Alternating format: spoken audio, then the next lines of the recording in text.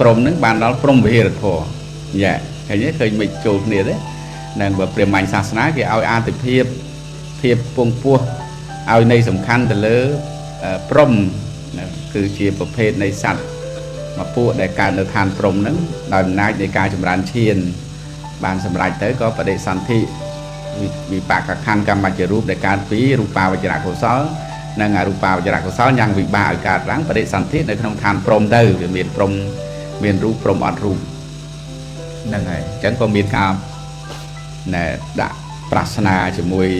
ធម្មបាលកុមារនៅក្នុងរដូវចូលឆ្នាំនេះអាសូមជម្រាបអំពីរឿងសង្ក្រាន្តញោមសង្ក្រាន្តនេះគឺផ្ដាច់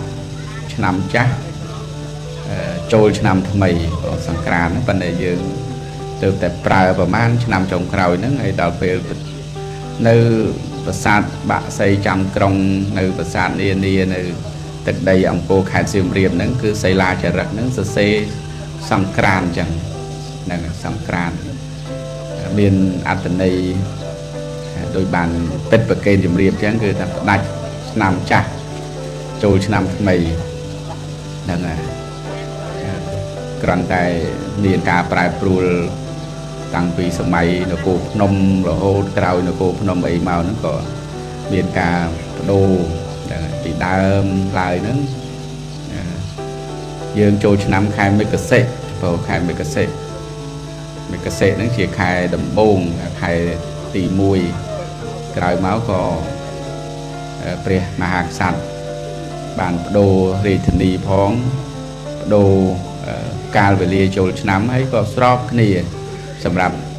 អ្នករស់បានពុទ្ធសាសនាថេរវាទហ្នឹងគឺថាមិនមែនតែកម្ពុជាទេដែលចូលឆ្នាំខែមេសាខែចែកនេះគឺនៅខាងស្រីលង្កាក៏ចូលខែនឹងដែរថ្ងៃតែមួយដែរថៃបង់ក្លាដេសឥណ្ឌាឡាវហ្នឹងហើយអញ្ចឹងរាល់អ្នករាប់អានពុទ្ធសាសនាថេរវាទហ្នឹងគឺ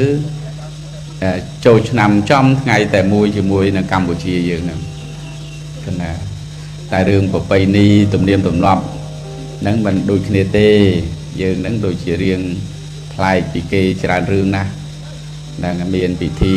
ប្រពៃណីផងមានពិធីសាសនាផងប្រពៃណីនោះយ៉ាងម៉េចប្រពៃណីនោះគឺថាមានរបាំប្រជាប្រិយ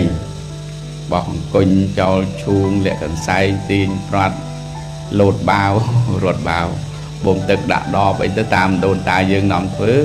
របៀបប្រជាប្រិយមិនមានជា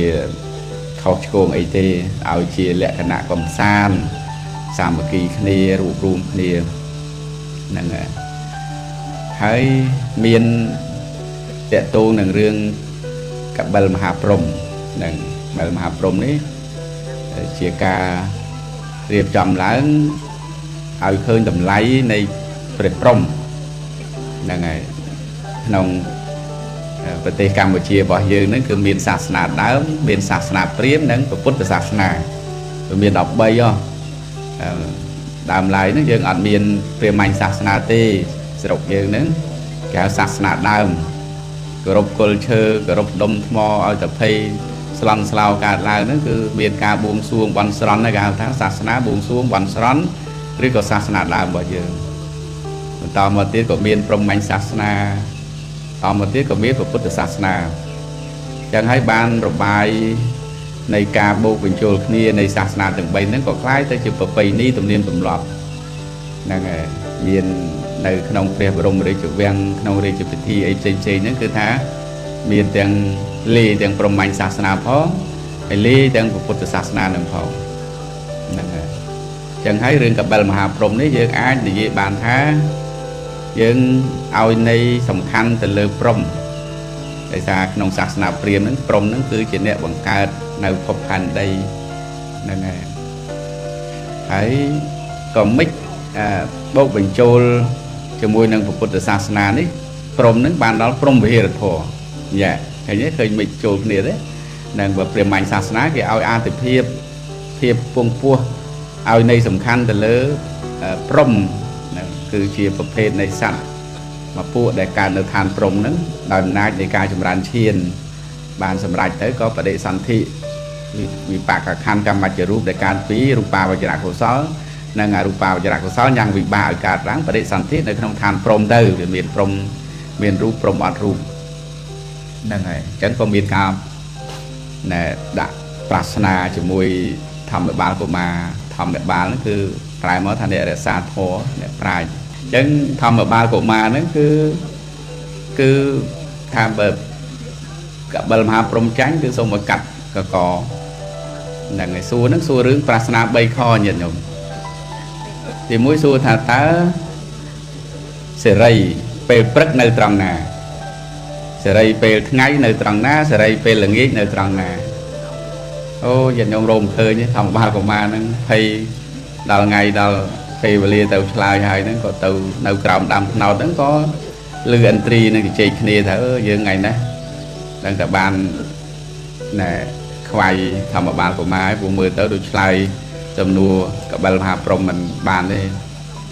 ហ្នឹងហើយដល់ពេលជជែកគ្នាទៅឥន្ទ្រីថាសួរពីអី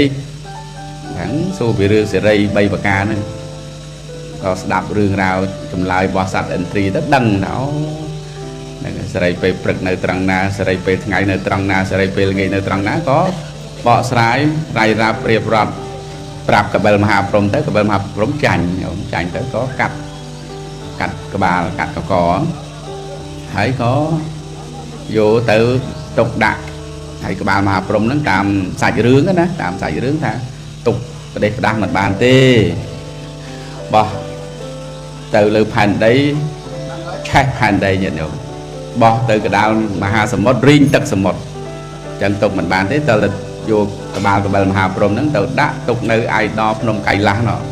ក្នុងព្រះសម័យហ្នឹងហើយទុកឲ្យកូនទាំង7ដែលជាបុត្រីរបស់កបិលមហាព្រំហ្នឹងមើលថែរក្សាដែលជាអ្នកដែលមកមើលពិភពផែនដីពិភពលោកហ្នឹងឲ្យហែមុននឹងបានហ្នឹងហើយអញ្ចឹងបានកន្លែងនេះចង់ជម្រាបញាតិញោមថាជាន័យក្នុងភាសាខ្មែរហ្នឹងគឺថាមានអត្ថានុរូបនិងអត្ថបដិរូបហ្នឹងហើយអញ្ចឹងន័យត្រង់ពាក្យថាព្រំគឺបានដល់ឋានព្រំគឺព្រំមែនទេទៅតែដល់ក្នុងន័យធៀបហ្នឹងពាក្យថាព្រំហ្នឹងគឺបានដល់ព្រំវិហារធម៌ហ្នឹងហើយអញ្ចឹងជនជាតិខ្មែរនេះមិនដែលបំភ្លេចការដឹងគុណទេពាក្យថាក្បាលព្រំគឺសំដៅដល់ម៉ែឪនេះឯងហ្នឹងម៉ែឪនេះគឺជាព្រះព្រំរបស់កូនក្នុងធម៌ណាក្នុងពុទ្ធសាសនាគឺព្រះអង្គឲ្យឈ្មោះដល់តែ4នោះជាពុព្វាចារជាគ្រូដើមផងជាពុព្វទេវាជាទេវតាដើមផងជាព្រំវាជាព្រំនឹងផងហើយចុងក្រោយជាអាវនាយៈគឺជាស្រែបុណ្យរបស់កូនតែកូនត្រូវធ្វើបុណ្យតាំងពីនៅរស់រហូតដល់ស្លាប់ទៅមានពិធីបាំងស្គលឧទ្ទិសបុណ្យកុសលជូនបន្តទៅទៀតអញ្ចឹងពាក្យថាព្រំនេះគឺសំដៅដល់ម៉ែឪនេះឯងកូនចៅណាយកក្បាលម៉ែឪទៅកវត្តចោលមានន័យថាបោះបង់ម៉ែឪចោលមិនបានដឹងគុណមិនបានតបគុណទេគឺឆេះវិនិច្ឆ័យអន្តរធានរោគទទួលទានមិនបានកាត់កាលវាលគុំទៅជាតិទៅជុំអីទេមិនមានសេចក្តីសុខទេតែបើកូនណាតម្កល់ទុកដាក់មេដាបៃតាមិនប្រមាថកាត់ទានមិនធ្វើទុកបុកបណ្ដេញដល់គាត់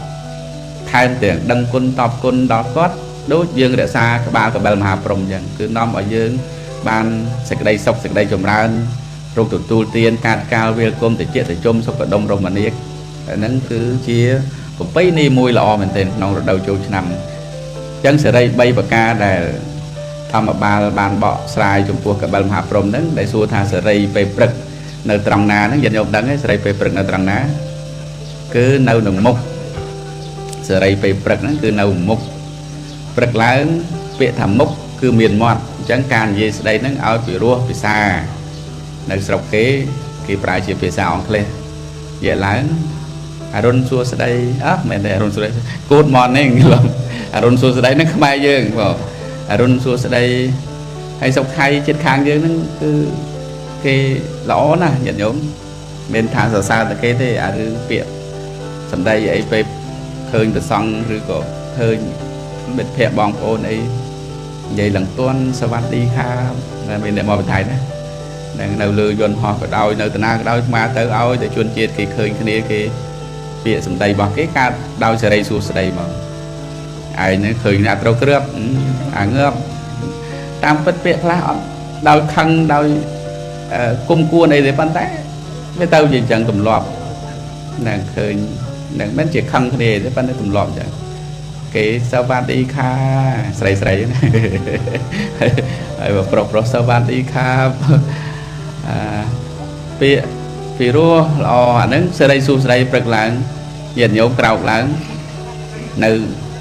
ញាតិញោមខ្លះភ្ញាក់ឡើងទៅចោលយកគ្នាបងហ្នឹងហើយដឹងប្រមាណបងឯអារ៉ាប់ដេ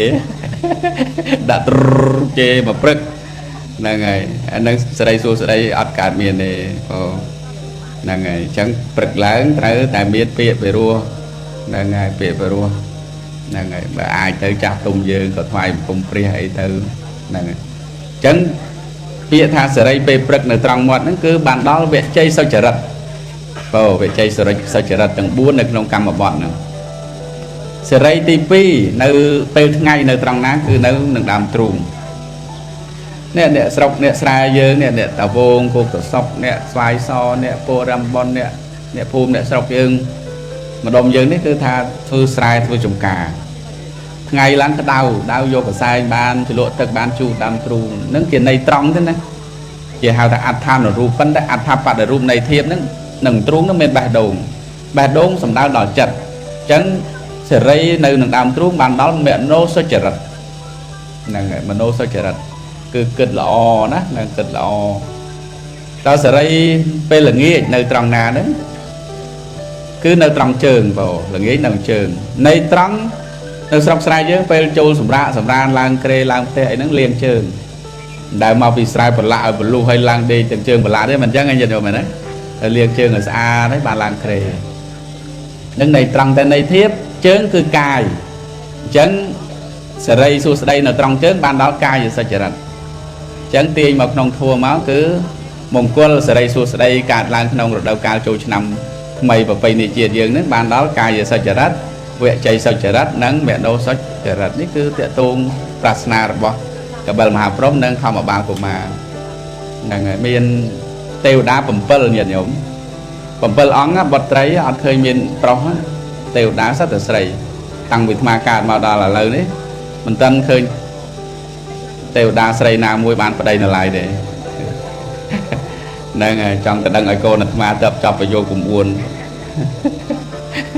ចឹងមកនោះគឺមកតាមថ្ងៃទៀតថ្ងៃណាបុត្រីទេវតាមួយណាមកដូចថ្ងៃនេះឆ្នាំនេះឈ្មោះអីគេដូចចូលទៀបភ្លឺចូលស្អែកថ្ងៃអីថ្ងៃច័ន្ទមិនតុងសាទេហ្នឹងហើយចឹងឃើញញាតិញោមទេវតាសត្វតែស្រីទេវតាអត់ទាន់មានណាបានប្តីមួយទេហើយមករាល់ឆ្នាំតែចាំមើលពាក្យថាស្រីញាតិញោមទេវតាសត្វតែស្រីនេះមកពីសេរីសួស្ដីហើយទេវតា7អង្គនេះបានដល់អរិយទ្រព្យទាំង7ក្នុងធម៌ទាំងអស់ញាតិញោមហើយមួយសប្តាហ៍មានប៉ុន្មានថ្ងៃមាន7ថ្ងៃអញ្ចឹងបានតម្រូវទេវតាឲ្យមាន7អង្គឲ្យត្រូវនឹង7ថ្ងៃហើយមានឈ្មោះគ្រប់ថ្ងៃទាំងអស់ហើយអរិយទ្រព្យទាំង7មានអីសទ្ធាសិលហិរិអោតបៈសុតៈចក្ខៈបញ្ញា7ប្រការហ្នឹងជាឈ្មោះរបស់ទេវតាមានន័យថាអ្នកណាមនុស្សលោកណាបានប្រព្រឹត្តធម៌ទេវតាគេហៅថាទេវធម៌ដែលនាំឲ្យកើតជាទេវតាអ្នកណាគោរពបានធម៌ទាំង7ប្រការហ្នឹងហើយនាំឲ្យទៅកើតជាទេវតាអញ្ចឹងជារួមមកទេវតាគឺខ្លួនយើងនឹងហើយអ្នកសាងចង់ទៅទេវតាយើងសាងនៅខ្លួនឯងដោយសទ្ធាសិលហិរិអោតបៈសុតៈចក្ខៈបញ្ញានឹងទេវតាទាំង7ហ្នឹងមករក្សាយើងគឺរក្សាដោយធម៌ហ្នឹងហើយធម្មោហវេរកតិធម្មចារឹងអ្នកណារក្សាធម៌រមេរក្សាបុគ្គលនឹងវិញងាយយល់ទេញាតិញោមនឹងមានទេវតាណាទេមានតែយើងហ្នឹងហើយម៉ែឲ្យយើងហ្នឹងទេវតា